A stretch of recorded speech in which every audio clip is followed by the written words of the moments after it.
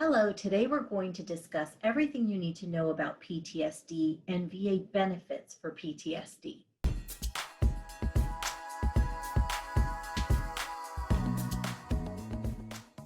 Hello and welcome back. I'm Natalia Joffrey, our company COO. In our first clip, I asked attorney Melanie Williams to discuss PTSD, its history, and what the American Psychiatric Association uses to define PTSD. Stay tuned.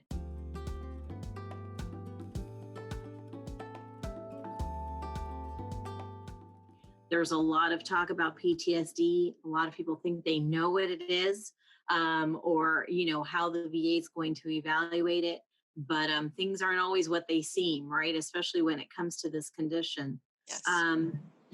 So I think that where we should start is the basics in terms of, what is PTSD? There's a lot of talk about it now, but compared to previous generations, is this something new? Is it something that's always been around? Yeah. So PTSD stands for post-traumatic stress disorder. It's when you have difficulty recovering after an experience or witnessing a terrifying event. And we'll go into in a little bit what qualifies as that event.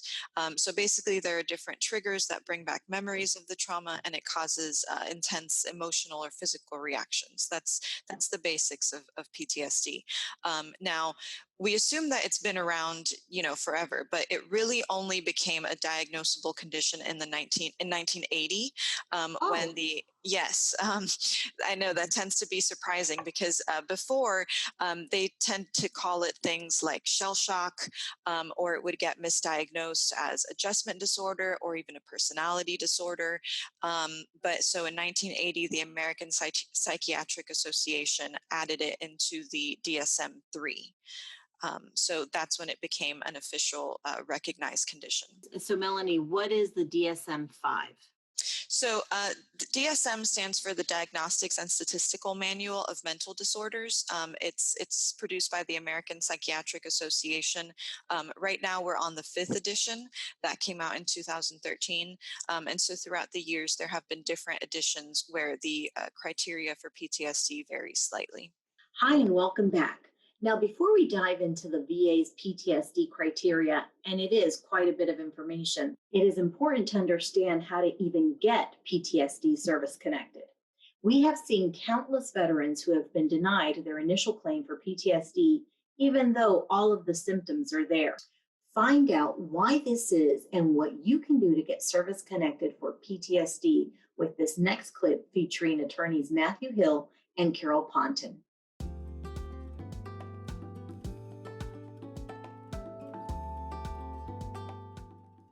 Hello and welcome to the Hill Ponton video blog. I'm Matthew Hill. This is Hill Ponton. We'd like to talk to you today about service connecting PTSD. There's a lot that goes into the service connecting component for PTSD. We're not really going to touch on the rating, but we just want to focus on how you get the VA to recognize that your PTSD is related to your service. There are two different main ways to do this. You've got what's called direct service connection and then presumptive. With direct service connection, you have to show that something in service happened, that you have a current diagnosis of PTSD, and that incident in service, that stressor, caused your PTSD. For years, proving the stressor was the bane of Vietnam veterans' existence, frankly. They weren't able to show that their PTSD was related to service because they could never prove their stressor.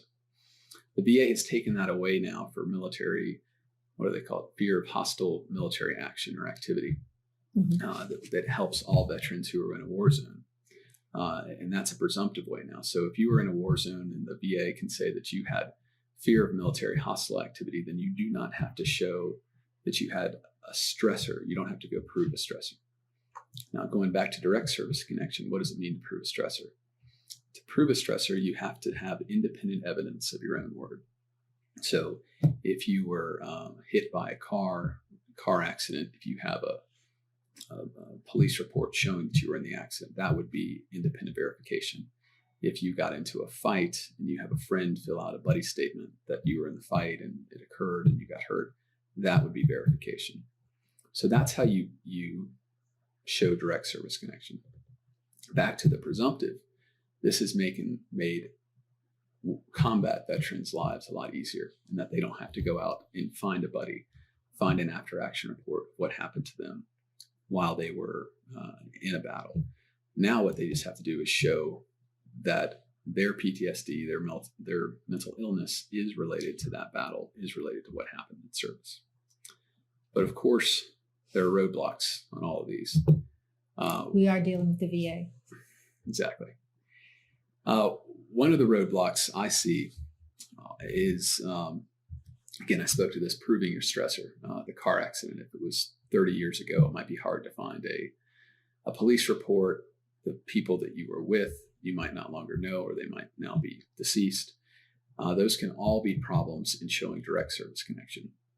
The theme or the reoccurrence I keep seeing on veterans who are in a war zone, where they have the presumption that a stressor happened again and again, I see where veterans are either don't meet the criteria for PTSD or diagnosed According to the else. VA. Yes. Exactly.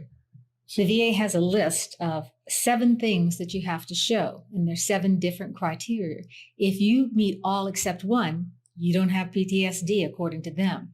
And one of the problems is when the veteran goes in to have his compensation and pension exam, a lot of times you're talking about the thing that may be bothering you the most right now. And you may forget that you get angry without any reason. You may forget that you are hypervigilant. You may not even think to tell the person, I get up and check the locks. When I go someplace, I have to sit with my back to the door. You may forget, I can't be around people. I don't have any emotional attachment. I don't have nightmares. There's so many things that each of these criteria address that you have to name one in each criteria in order to meet their diagnosis. And you're not told what the criteria is. And, No. and a lot of times it's even more deceiving than that, because most of the veterans we work with treat for their health care at the VA. And so we see veterans who are diagnosed by their own VA doctors with PTSD. And then for a compensation and pension exam, they go in and their doctor says, no, you don't have PTSD. And by their doctor, I mean the VA benefits section. The examiner. And this would be despite the fact that the veteran has complained of each one of these criteria to his own VA doctor. And so that is a big problem we're seeing, that the veteran's not meeting all the criteria. And the VA benefits section always takes the word of the compensation doctor and not the VA treating doctor. Right. So when you go to an exam for your PTSD, you have to realize you need to talk about everything that's going on. You have to assume that the doctor you're seeing is not going to give any weight to your treating doctors. Or I just had a case where the veteran was denied service connection for PTSD, and he was in a VA clinic, inpatient hospital for PTSD for 30 days. But the VA would not recognize that. The other thing we see on that is the VA misdiagnosing the veteran. Yes. Or saying, no, you don't have PTSD, you have alcohol abuse, or you're feigning your symptoms. You know, they like to use these tests that say, oh, the veteran is overreacting. He couldn't have had this bad of an experience. It's almost a slap in the face of the veterans. It is a slap in the face. And it's a big problem, because the VA says, well, you're now a malingerer. And that's what they're labeled with. And if the veteran didn't have enough problems already dealing with the disability that the government gave them, now they're called a liar on top of it. It's very infuriating. But you need to know that we can get beyond this, that we see these cases all the time, and don't leave it where it is. Please file an appeal. Please pursue this, because you're entitled to these benefits. And, you know, if you keep appealing, if you get the evidence in the right way, you're going to win, and you should win. And that's a great point that Carol makes. Unfortunately, the way the system is set up, it's always easier for the VA to deny than to grant you benefits. Yes. One person can always deny you the benefits. To grant you benefits, sometimes it can take 2-3 people to actually all sign off on your benefits. So as Carol says, keep appealing. Don't just sit on the denial and think the government's right. You are entitled to these benefits. Figure out what it is that made them deny you, so that you know how to, sometimes veterans just file an appeal and they don't give the VA what they're asking for. For instance, in this one case that I just reviewed, the veteran needed to talk about one of the A through F criteria. That's what they were missing. So Well, the veteran, in his defense, the VA doesn't make it clear. no, he didn't know, but that's why if you know why you've been denied, it's easier to win. In that last clip, attorney Matthew Hill mentioned how the VA is more willing to listen to the VA examiner as opposed to your VA treating doctor. Many times, veterans are denied because they assume differently. Find out what you can expect when attending a PTSD C&P exam in this next clip.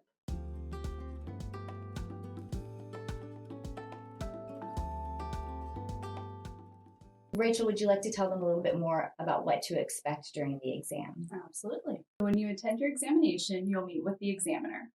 And what the examiner will do is go over your named stressor. They'll go over the entire history of your life, pretty much. They'll go from before service childhood, after service, any jobs that you had, any relationships. They'll really examine your whole life. It's important for them to do this so that they can show that any diagnosis of PTSD, any of these symptoms that you're experiencing arose as a result of the stressor during service, not for any other reason. Didn't come up after service, it didn't happen in your childhood. So they can show that it was related to your stressor. So when you are talking about your stressor, it's important to be as specific as possible. If you remember dates, if you remember names, if you remember where you were, that will help the VA to verify your stressor. And so you want to be as specific as possible. And when discussing your stressor, we know that that's something that is extremely difficult and may revamp some of your PTSD symptoms. However, it's important that you tell the doctor what you experienced and what symptoms you're currently experiencing in order to be able to be rated properly. Because if you are found to be service-connected for PTSD, they use this examination and the results of this examination to give you the proper rating, whether it be 10%, 30, 50, 70, or 100%. That's right. And so even very personal seeming symptoms such as suicidal ideation, it's very important to be completely honest. I understand and I hear from veterans a lot that they don't want to talk about suicidal ideation because they're afraid that this may result in them being hospitalized. From a C&P examiner standpoint, all they're trying to do is find out whether or not the symptoms that they're asking you about are occurring. Yeah, I experience that a lot when I talk to the veterans. I will look at their C&P examination and there's no mention of suicidal ideation. And then as soon as I talk to them, they tell me, yeah, no, I have these negative thoughts every single day. I didn't tell them because I was scared they were going to hospitalize me. And I say, no, it's really important. You have to be honest with them because that can make a huge difference in the rating that you receive. Right. And there's a great number of symptoms that the doctor will ask you about. And it's okay if you don't have all of those symptoms. It's just a collection of symptoms that the VA recognizes can occur in individuals with PTSD. Not everybody may have the same showing of PTSD. It doesn't mean that you don't actually have that condition. Every person experiences it differently. Some people have nightmares all the time. Some people have them once a month, or some don't have them at all. Some people have a lot of rage and irritability. Panic attacks. There are so many different symptoms that are associated with PTSD that there can be such a range. So you don't have to worry about fulfilling them all. One disturbing trend that our firm has noticed involves VA mental health C&P exams. Lately, we have seen some of our clients being asked strange facial recognition questions and other unrelated questions to see if veterans are exaggerating their PTSD symptoms. In this next clip, attorneys Matthew Hill and Hill Ponton discuss this trend in detail and what you can do to avoid complications with your VA disability claim for PTSD or any other mental health claim.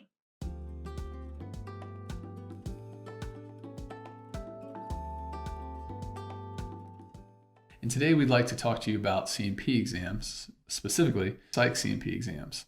For those of you who haven't had a C&P exam yet, basically this is the compensation and pension exam that the VA uses to determine, one, if you have a disability that's connected to service, and two, what the rating for that disability is. We help a lot of individuals with mental health conditions, and so we've seen over the years many, many exams. We've started to see lately a new trend that we've been concerned about. And that's the trend of doctors in these C&P exams using facial recognition testing. Carol, can you tell us more about that? Well, the problem is they're trying to to discredit the veterans. So they'll say, I'm going to show you a series of pictures of faces, and you just need to identify, are they smiling, are they frowning, or whatever it is that this picture shows. But just before you start, they'll say, but people who have PTSD probably can't see these, or they may have trouble seeing these. In other words, if you're there for PTSD, they're trying to get you to lie, to show that you are a malingerer, that you're not telling the truth.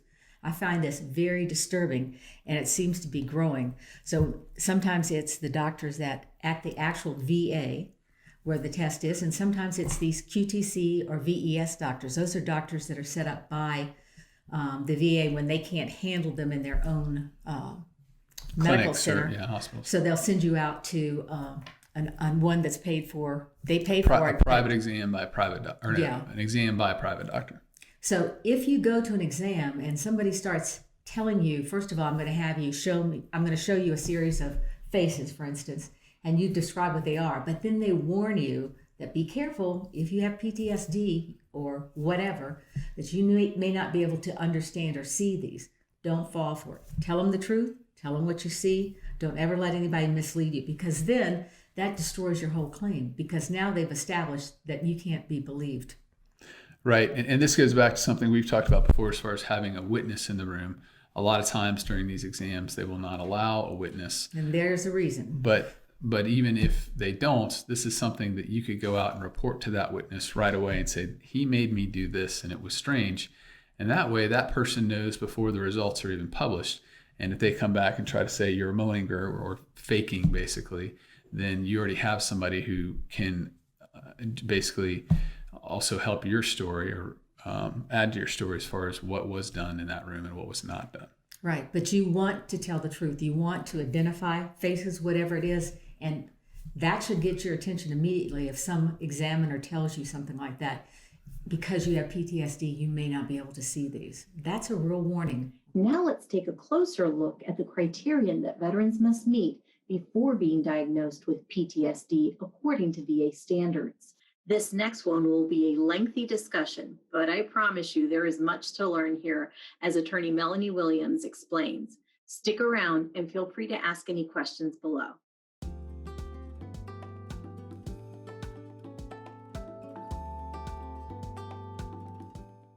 Okay, and how do they detail in the DSM-V what PTSD is?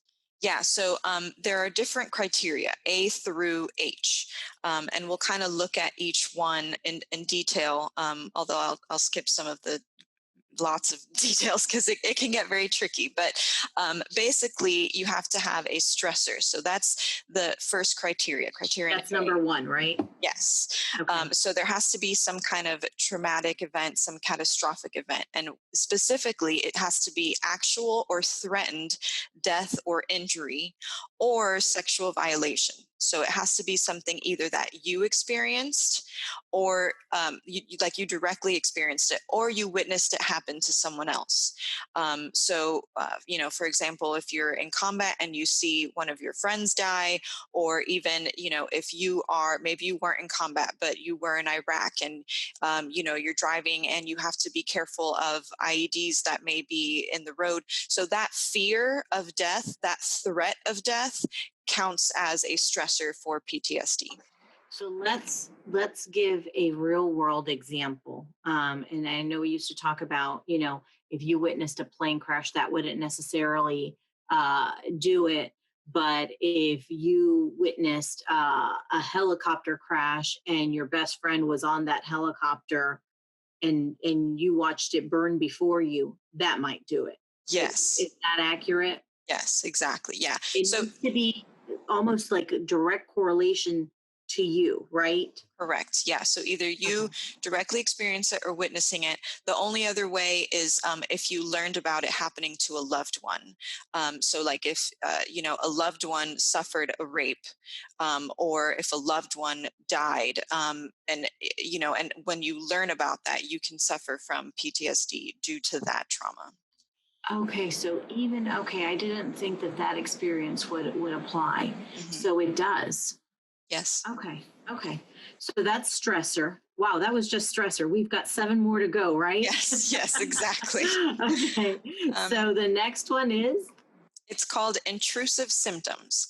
So you Okay. have to have either one or more of the following. So either intrusive memories, so basically when you think about the traumatic event without wanting to, or you have nightmares or flashbacks, or psychological distress to anything that resembles the trauma or reminds you of the trauma, or a physiological reaction to a reminder of the trauma. So like if you see something that reminds you of the trauma and you start crying, that would be or your heart starts racing, or your breathing becomes rapid, things like that. Those would be physiological reactions to the trauma. So you have to have either one of those, or more of them, but you have to have one in order to meet that criterion.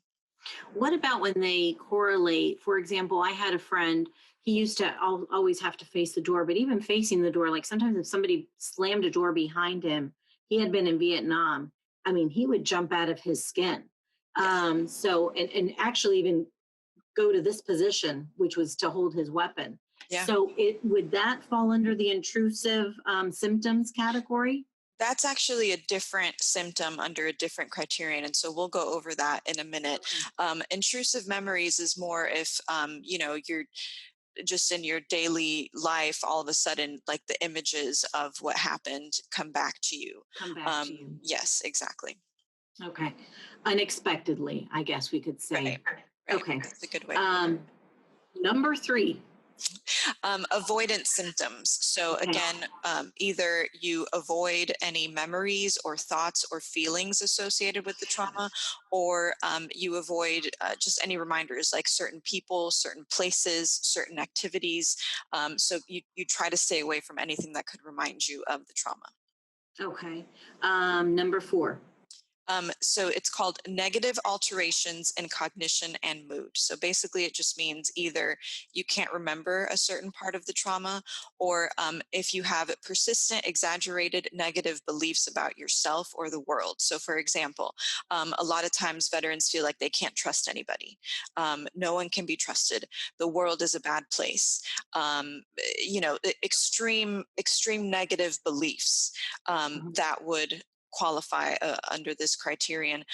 Also distorted cognitions about yourself or the event. So like if you blame yourself for the event, or if you find yourself in a persistent negative emotional state. So if you're constantly angry, constantly sad, you can't shake those feelings.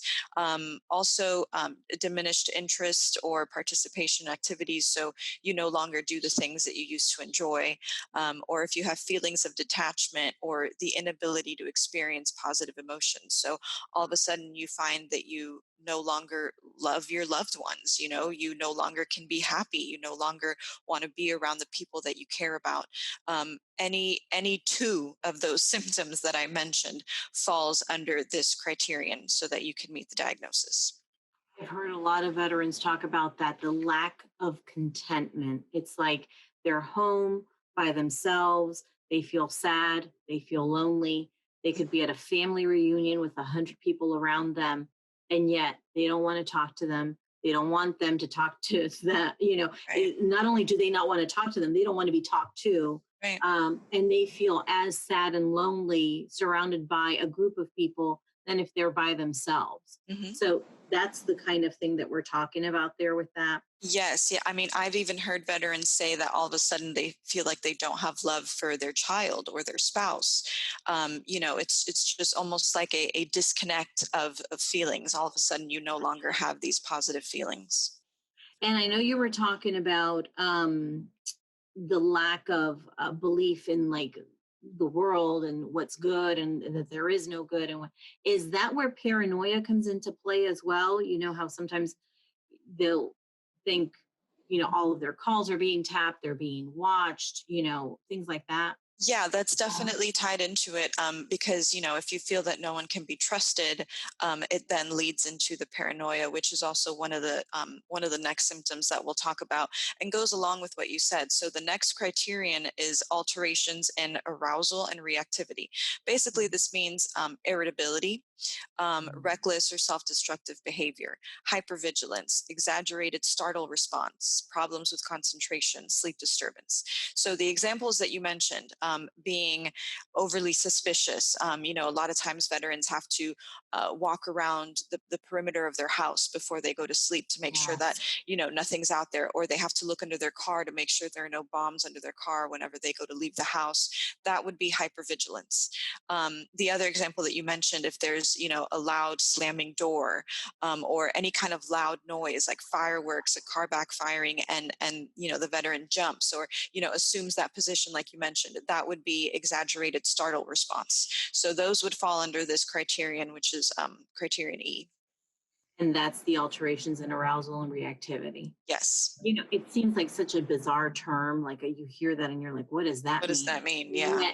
That is, I think that you just gave the most relatable examples. And I think that sometimes veterans don't even realize that this is where that comes into play.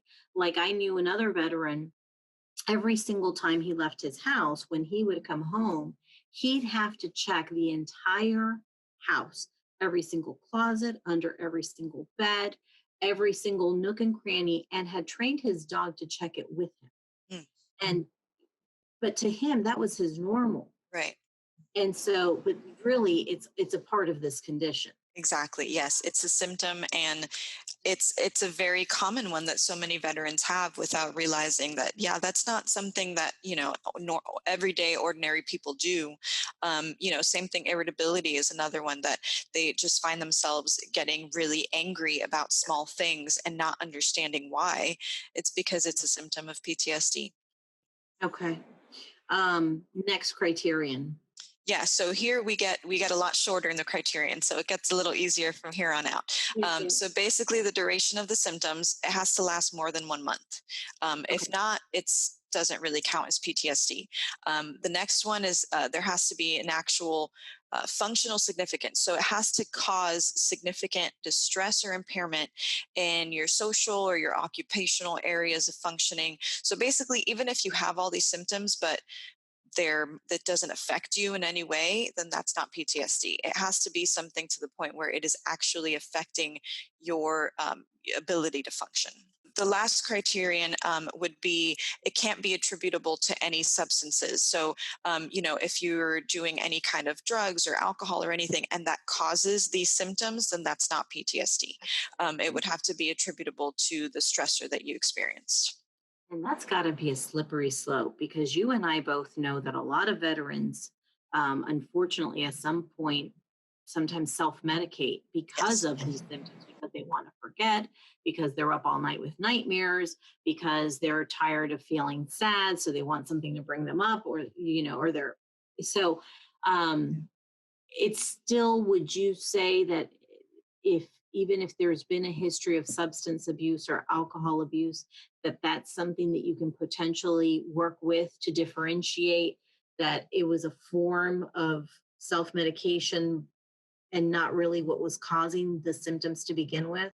Yeah, so usually the symptoms come before the self-medication. And so, the set of symptoms is going to be attributable to what you went through, not necessarily the substance abuse. And let's say you were using alcohol or drugs before this event happened. A lot of times there's an uptick or an increase in how often you're using or how much you're using because of this event. So that would be the difference.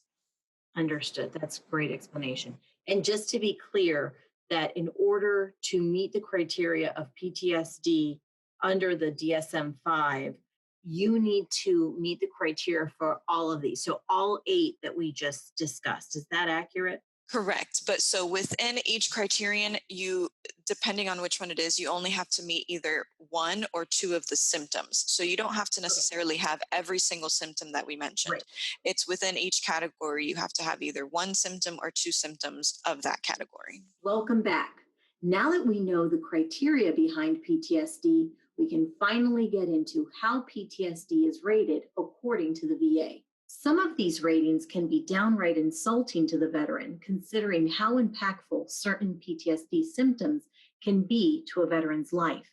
Stay tuned as attorney Melanie Williams discusses each possible rating for PTSD and what the symptoms for each one typically looks like.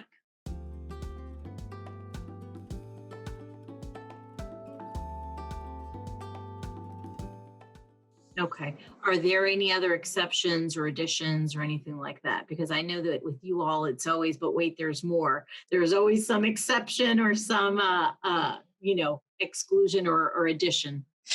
Yeah, so and not necessarily. I mean, the only thing to know is that there are two specifications of PTSD.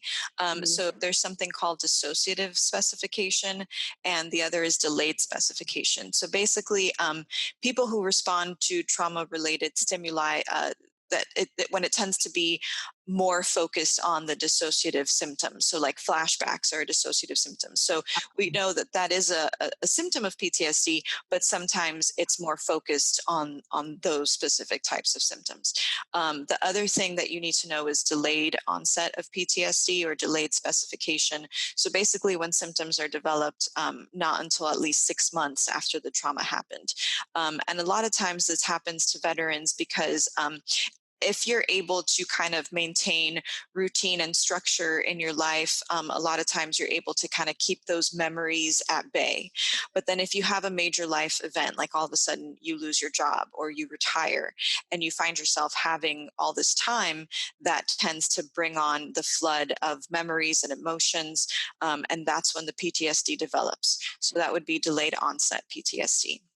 Okay, great. Because obviously at the end of the day, we want to know how does this translate into benefits? So, how does the VA rate for PTSD? Yes, so there are specific ratings. You can only either get 0%, 30%, 50, 70, or 100. Okay. And each one is going to depend on the severity of your symptoms and how it affects your daily life and your ability to function.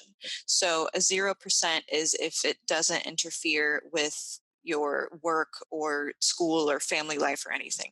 30% is if you have mild or transient symptoms.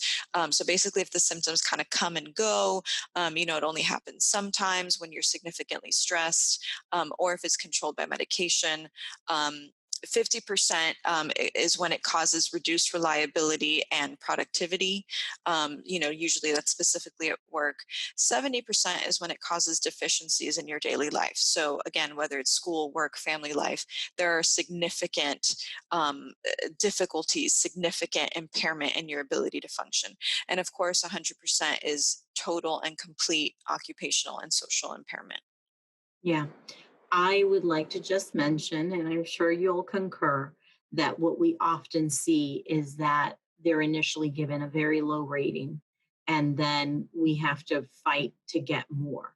Um, the VA, unfortunately, in evaluating these claims, can be very dismissive sometimes Yes. and make light of, well, this only happens occasionally, and throw a 30 or a 50% at the veteran. And in reality, this is something that they're having to deal with in many cases, not always, but in many cases on a daily basis. Exactly. Do you Yes. find that often? Yes. So what we usually tell veterans is when you go to a C&P exam, don't minimize your symptoms. Talk to your loved ones and people around you who can tell you, or even provide buddy statements like we've talked about before, Yeah. who can tell you things that they notice that may not be normal that you think are just part of life, and they tell you, hey, not everybody looks under their car to check if there's a bomb, or things like that. So talking to your loved ones, maybe even having your spouse come into the C&P exam with you if they allow that, because a lot of times other people around you can speak to your symptoms better. But again, the important thing is don't minimize, talk about everything, and even using resources like this, like our video, and understanding the different symptoms of PTSD and what it is, so that oh, hey, this random thing that I think has nothing to do with anything actually is a symptom. So let me make sure to talk about that and give examples. Yeah. One of the biggest things, and I think that what I want to urge people to do or to know is that just because the VA awards you a certain rating doesn't mean that that is accurate. Absolutely. I meet so many veterans that have been getting 30% for 20 years, and yet they're unable to work. They need a lot of help at home. They're reclusive.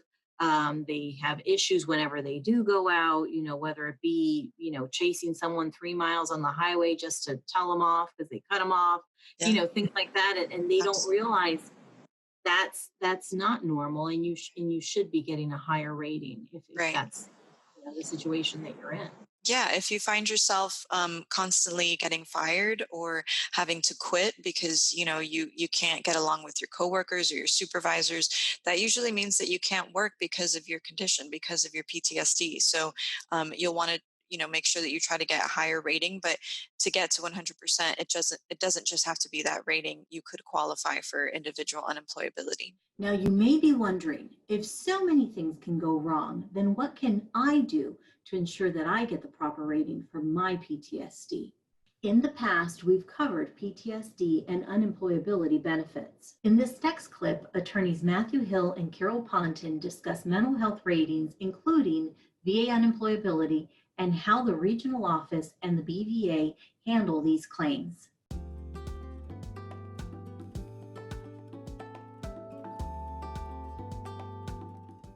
Today, we want to talk to you about PTSD proper ratings for PTSD to include unemployability. We get a lot of vets asking us about this as far as how they get the highest rating. One of the things with the mental health diagnostic code, what they use to rate PTSD and other mental health problems, is that it's really hard to get 100%. They very rarely give 100%. So the max rating you typically see is 70%. So we'll start there and go down, but what do you see? What does a veteran need to get unemployability from there? Well, first of all, you have to realize there is the regional office and the rules that they follow. And then there's the Board of Veterans Appeals above them in the court, which is the law. And that's what we think the regional office should be following. And that's also when we go to the Board of Veterans Appeals or up, that's what they follow. And she's so, talking about the statutes that are passed by Congress, but then also the case law passed by the Court of Appeals for Veterans Claim. Once you get to the BVA, the Board of Veterans Appeals, you're dealing with a judge, somebody who's trained in the law, somebody who listens to the law.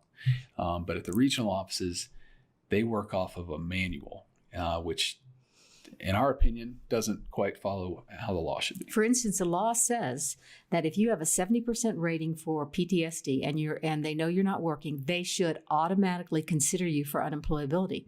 Regional office doesn't do that. If you haven't filed the claim, if you haven't asked them to do that, they're not going to do it. So a lot of people have been sitting there with 70, 80%, 90% rating for years because they didn't file the claim.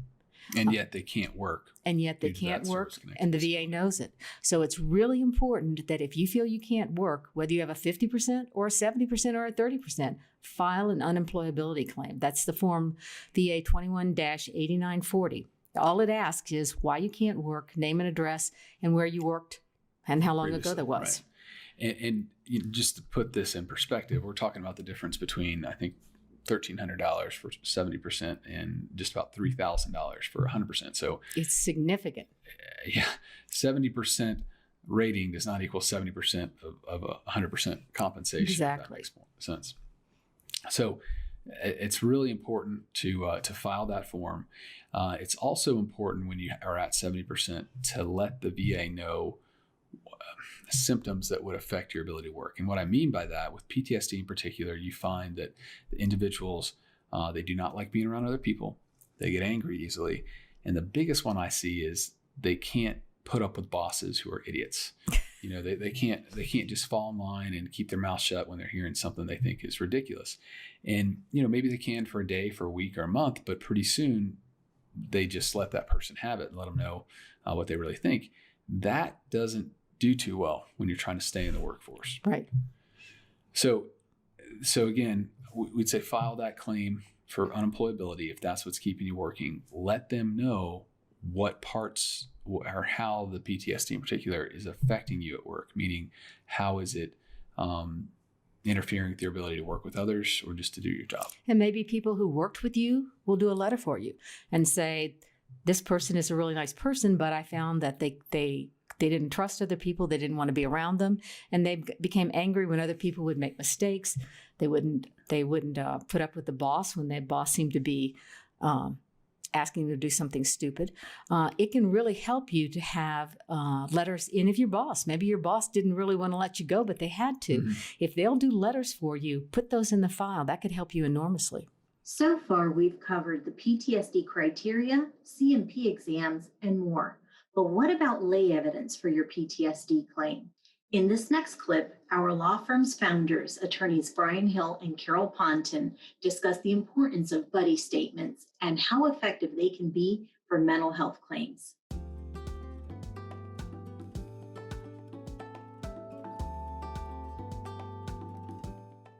Hello and welcome back to the Hill Ponton video blog. I'm Brian Hill here today with Carol Ponton, and today we're going to be talking about a very special kind of buddy statement, one dealing with a mental condition. Carol, when you see a buddy statement concerning a mental condition, what are you looking for? What do you want to happen? Well, let's talk about PTSD because that's probably the most common type of problem, mental problem. When I see buddy statements that my veterans have gotten, it's very concerning to me because unlike a buddy statement that's for a physical problem, when it's about a mental problem, it's as if their buddy is really having a hard time saying anything negative about the veteran. They don't want to hurt their feelings. But the whole point of the buddy statement is to prove that something happened in the service to cause PTSD.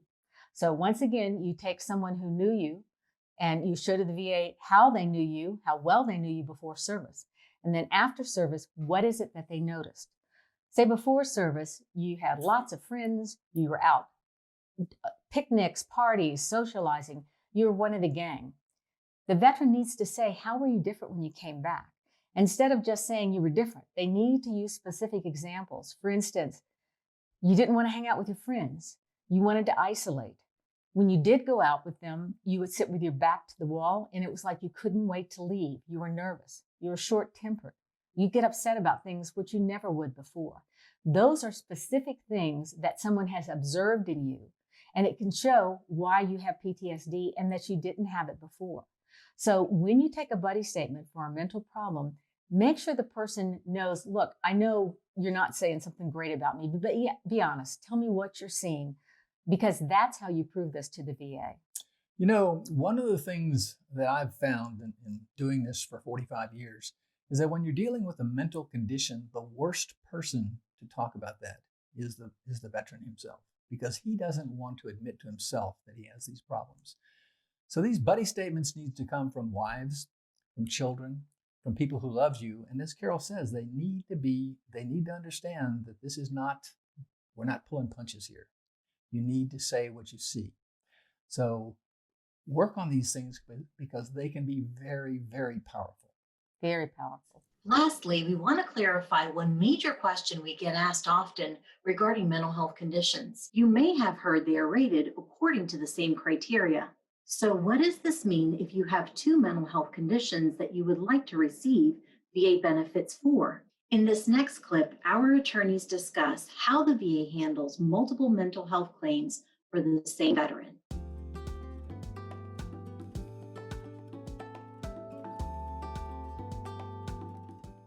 Today, we want to talk to you about mental health conditions and the VA and getting those service connected. And this is an area that Carol and I specialize in. Unfortunately, we see thousands of veterans who have severe mental health conditions due to service, and they could have multiple ones. Those who've read medical records on this would look on the Axis 1 and see that maybe a veteran just has PTSD, but a veteran could also have PTSD, depression, anxiety, and several panic other attacks. Panic attacks. And where we see veterans get confused and endanger their claims are when they have multiple diagnoses and they want them all service connected, or they believe they should be all service connected. A lot of times we'll have a veteran come to us where they have a rating where they're 30% service connected for PTSD, but denied service connection for depression. And they'll say, well, I believe I should be entitled to service connection for depression. What do you typically say to that, Carol? Well, the thing is, you could only be paid for one. Whichever is the worst is all you're going to be paid for. So, meaning one mental health condition. One mental health. So if you're they're all graded on the exact same criteria. So the VA won't give you two. Right. So if you're service connected for PTSD and for depression, one at 40 and one at 50, you're only going to get the 50. You're not going to get the 40 and the 50 combined. So you ought to think about which is the worst and go for that one. talk about that claim instead of trying to get both of them, because that's almost like it's going to cut you in half. You don't want to do that. So what happens with, say you have PTSD, that's related to something that happened in the service, but you may have depression that didn't happen in the service, but it's come on because you have a service-connected back problem that causes you so much pain and anxiety, and you can't do the things that you wanted to do.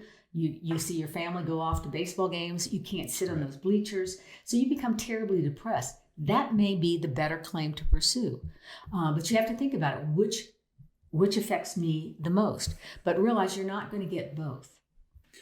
One thing I look at is I see, we don't see cases the way that the VA wrote the law and the way veterans attorneys are allowed to come in and get into a contract with the veteran is that we see cases that have been adjudicated, meaning cases that already have a decision, cases where the veteran has already entered their claim. And so a lot of times I'll get a decision where the veteran is, trying to get, again, service-connected depression, and they get denied, but they're 30% for the PTSD. My thought is, once they're service-connected for a mental health condition, I don't care what it's called. I don't care what the breakup should be. I care about getting the veteran accurately rated and accurately paid. Exactly. Because I kind of think that what happens is they get you on a goose chase, wild goose chase to go look over here on, hey, I want to get this service-connected, when in reality, the whole premise of the VA rating system is just to get you the most compensation that you deserve. And so if you're already service-connected for one mental health disability, and that one mental health disability, even if it's not your worst one, well, the VA has to prove that the symptoms you have are not related to that service-connected disability. So I try to go with the veteran and say, let's see how much your max rate could be on this. Because that also preserves what's called the effective date, meaning how far back that claim can go. Because if you've been fighting for a year, you come to us where you realize, hey, I want to, I'm fighting for service connection for depression, and I've already been service connected for PTSD. And then a year later, you file that PTSD increased rating claim. Well, you've just lost a whole year of benefits you could have been getting on a higher rate. And say you have PTSD, you also probably have depression, panic attacks, anxiety. So all of these other things are part of the PTSD Symptoms already. of it, right. So if you are only filing for one, it's going to be a little harder for them to say, oh yeah, that goes with the depression over here that we didn't service connect. So I'm with Matt. Once you've gotten service connected for one mental problem, you should try to show how bad that problem is. I usually see it the other way. I see where someone has gotten depression for their back or the pain that they're dealing with, and they want service connection for PTSD. But maybe the problem with PTSD is we can't prove the stressor. Mm-hmm. We can't prove what happened. Don't spend your time being really upset about that, because we can work with the depression and get that up so that you're getting the highest rating for that.